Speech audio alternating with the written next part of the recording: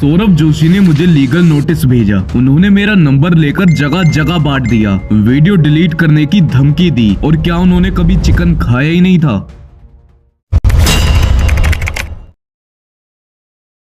पिछले कुछ दिनों में मेरे साथ काफी कुछ हुआ, जैसे लीगल नोटिस आना, 3 वीडियो पर स्ट्राइक आना और सौरभ जोशी की साइड से रेगुलर धमकी आना, और ऐसी बहुत सारी बातें जो इस वीडियो में बताऊंगा। सो प्लीज वीडियो को एंड तक जरूर देखना।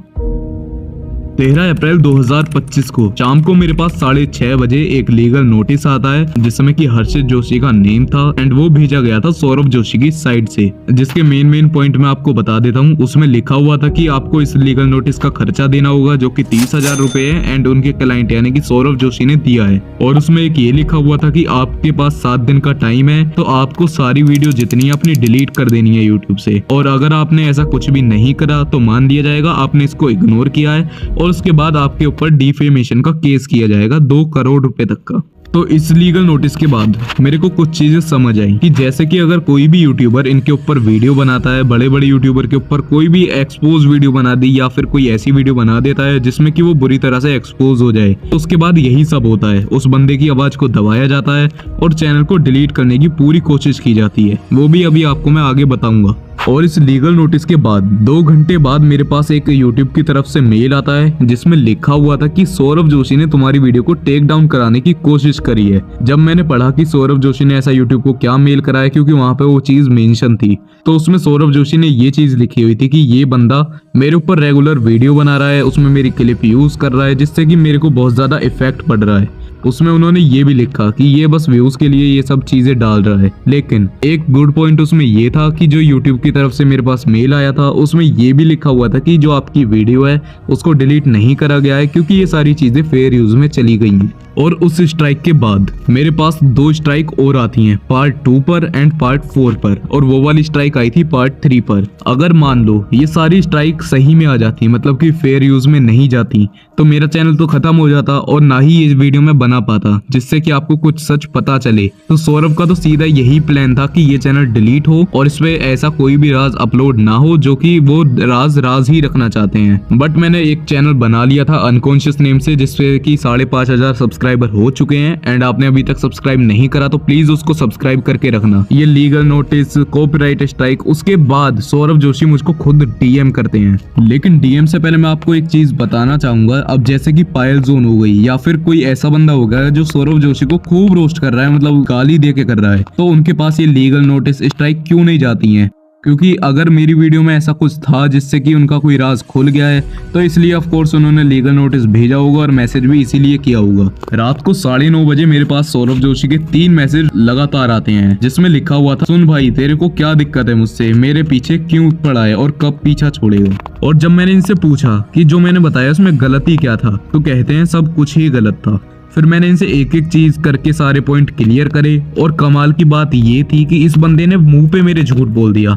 मैंने इनसे पूछा कि तुम्हारे व्लॉग स्क्रिप्टेड होते हैं या नहीं होते, तो उन्होंने बोला नहीं जी, और इस चीज का आगे प्रूफ मैं आपको दे दूंगा। लेकिन हाँ, मैं इनकी चैट नहीं दिखा सकता हूँ ड्यू टू सम रीजंस। उन्होंने मेरे से मना कर दिया था कि मेरी चैट वीडियो में शो नहीं होनी चाहिए। अब देखो, उनको अपनी प्राइवेसी का इतना ख्याल है कि उन्होंने मेरे से मना कर दिया कि वीडियो में चैट मत दिखाना, और मैं दिखाऊंगा भी नहीं क्योंकि मेरे को इतनी चीजों की समझ है। लेकिन उन्होंने मेरे से झूठ बोला। उन्होंने बोला कि अपना नंबर दो, मैं कॉल करता हूँ। तो मैंने उनको अपना नंबर सेंड करा। उसके बाद जो होता है वो कमाल था।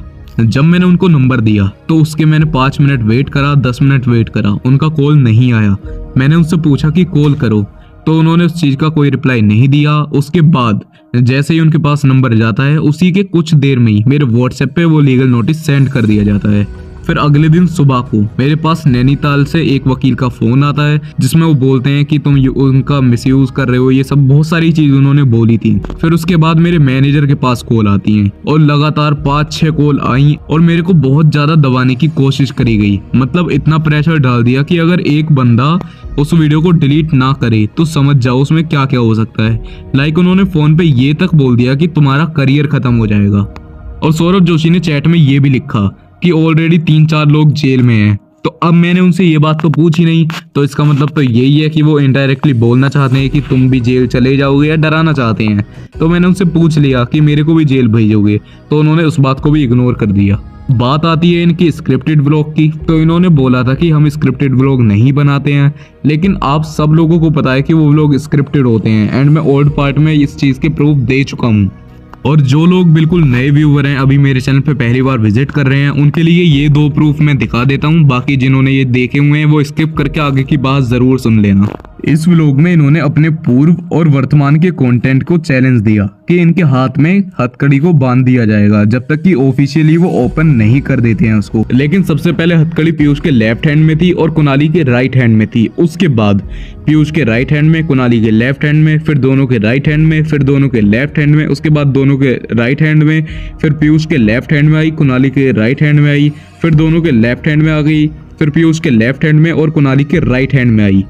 यानी कि कम से कम 7 बार इन्होंने हथकड़ी को चेंज करा और 2 बार इन्होंने व्लॉग में बताया था कि हम हथकड़ी को खोल रहे हैं, क्योंकि एक बार तो उनको पढ़ाई करनी थी और एक और बार कुछ रीजन था, वो आप व्लॉग में देख लेना जाके। इसका दूसरा प्रूफ ये है कि 13 सितंबर को ये वाला व्लॉग डालते हैं जिसमें किसी ने इनको एक गिफ्ट भेजा था।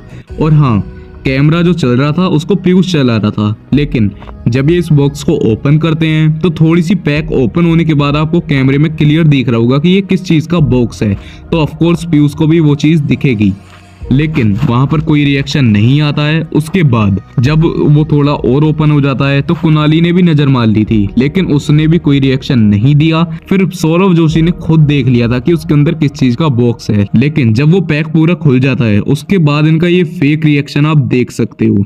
अब बात आती है इनके चिकन वाली बात की कि क्या इन्होंने कभी चिकन खाया ही नहीं था या फिर मैं झूठ था या फिर जो भी है। देखो, इनसे मैंने क्वेश्चन पूछा था कि जो आप नूडल खाते हो उसमें चिकन नहीं होता, तो उन्होंने बोला कि जो मैं नूडल्स खाता हूँ वो फ्लेवर वाले होते हैं। अब यहाँ पे एक चीज सोचने वाली है कि अगर ये फ्लेवर वाले नूडल्स को खाते तो अपने ब्लॉग में दिखा सकते थे कि गाइस हम ये चिकन नूडल्स खाते हैं जो कि फ्लेवर वाले होते हैं, क्योंकि अगर वो फ्लेवर है, आर्टिफिशियल फ्लेवर है, तो बिल्कुल 100% फिर वेजिटेरियन होगा। तो ये तो ठहरे प्योर वेजिटेरियन, ये उसको ही खाते होंगे ना। जब इन्होंने ये चीज बोली तो मैंने इनको पूछा था कि ये जो इनके बेड पे एक नूडल रखा हुआ है, क्या उसके अंदर चिकन के पीस नहीं है? तो इन्होंने बोला पीस तो किसी के अंदर नहीं थे।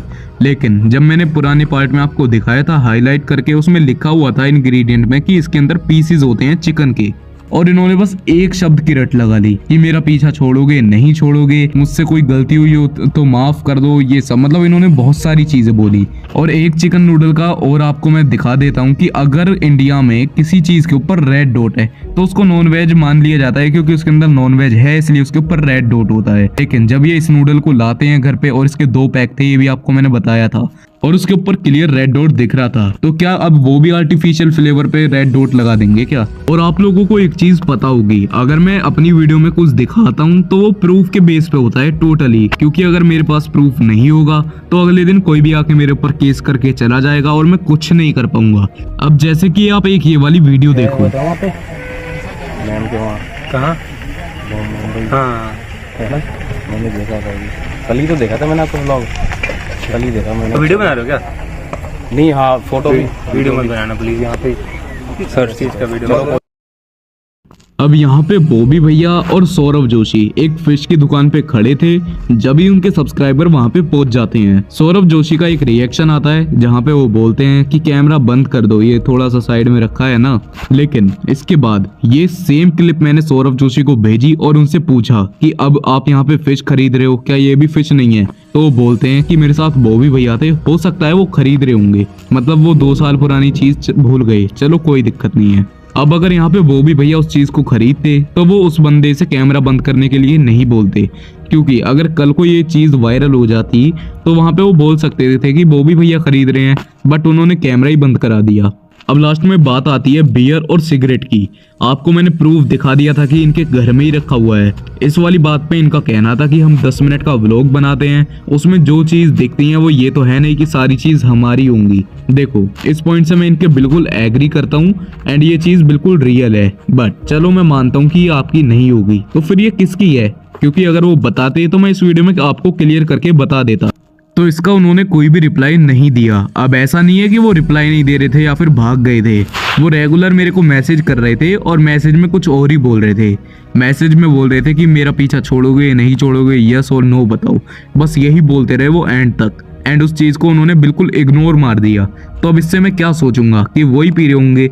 देखो, सौरभ जोशी के ऊपर आगे कोई भी कंटेंट मैं अपलोड नहीं करने वाला था, क्योंकि अब मैं आगे क्या बताता, एक चीज के पीछे मैं पड़ जाऊं और वो चीज बेकार है। अब जब उन्होंने ये सारी चीजें करी तो मुझे भी मजबूरन इस वीडियो को बनाना पड़ा, क्योंकि अगर कोई भी बंदा आगे चल के किसी के साथ ऐसा होता है, मान लो कि मेरी वीडियो तो फेयर यूज में चली गई, लेकिन अगर उस बंदे की वीडियो फेयर यूज में ना जाए और उसकी बहुत ज्यादा मेहनत से उसने वीडियो बनाई हो, तो समझ जाओ उसका चैनल तो डिलीट हो जाएगा ना, वहीं के वहीं, वो कुछ कर भी नहीं पाएगा। तो आगे किसी के साथ ऐसा ना हो, इसीलिए मैंने इस वीडियो को बनाया। बाकी अगर कोई मेरे को दिल से सपोर्ट कर रहा है तो वो एक काम करना, मैंने एक ट्विटर अकाउंट बनाया है नया, तो ट्विटर पे आप एक चीज को ट्रेंड में डाल दो, #SupportConscious। और अगर आपने अभी तक मेरे को इंस्टा पे फॉलो नहीं करा है तो इंस्टा पे भी फॉलो कर लेना, और वहां पे भी आप मेरे को मेंशन करके स्टोरी लगा सकते हो। बाकी तो बैकअप चैनल को सब्सक्राइब करना, क्योंकि इस चैनल का तो पता नहीं भाई आगे क्या होगा क्या नहीं होगा।